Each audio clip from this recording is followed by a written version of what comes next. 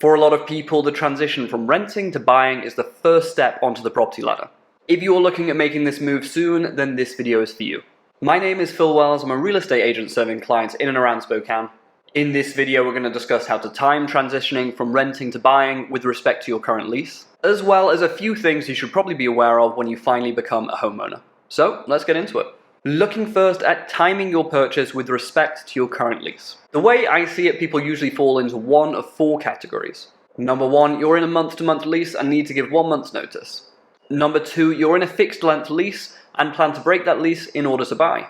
Number three, you're in a fixed length lease that's coming to an end soon. Either you or your landlord won't be renewing that lease. And number four, you have to move quickly for whatever reason. Looking first at that first scenario, you're in a rolling month-to-month lease. This is the ideal situation to transition from renting to owning because you don't have any time pressure on you from the lease itself. And you're not really at risk of being without a place to live. In terms of timing in this scenario, I would encourage you to fully close on the purchase before you serve notice to terminate your current lease. The reason for this is that even in the most straightforward looking transaction, things can happen to affect closing. Nothing is finalized until everything is finalized when it comes to real estate. Now, there is usually a 1 month grace period built into your mortgage, so there ought to be minimal overlap where you're paying 2 housing payments at the same time.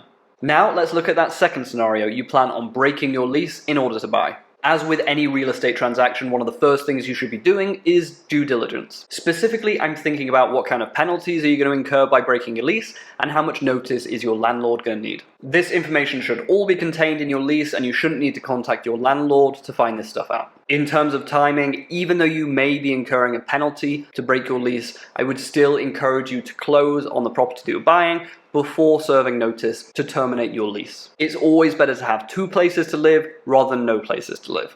Yes, this may be expensive, yes, it's not ideal, but I always feel it's better to err on the side of caution when it comes to something as important as where you or your family are going to sleep. Now, let's look at that third scenario. You're in a fixed length lease and either you or your landlord won't be renewing the lease. Maybe your landlord has decided that they want to live in the unit you're currently occupying, or maybe your landlord's insisting that you sign another 12-month lease, which doesn't align with your goals of owning a home. Whatever the reason is that you're in this position, likelihood is you won't have the luxury of choosing your timing. So it's in your best interest to begin your home search as soon as possible and to move on things quickly. It takes about 30 days to actually close a transaction, and you also have to factor in the time before that to actually connect with the deal. You may be able to negotiate staying just 1 month past your lease when it does expire, so it's worth reaching out to your landlord to discuss this. This might be vital down the line. Now let's look at the last scenario, scenario 4. You have to move quickly for whatever reason that is. In this scenario, all the previous points that I mentioned about the need to move quickly do apply.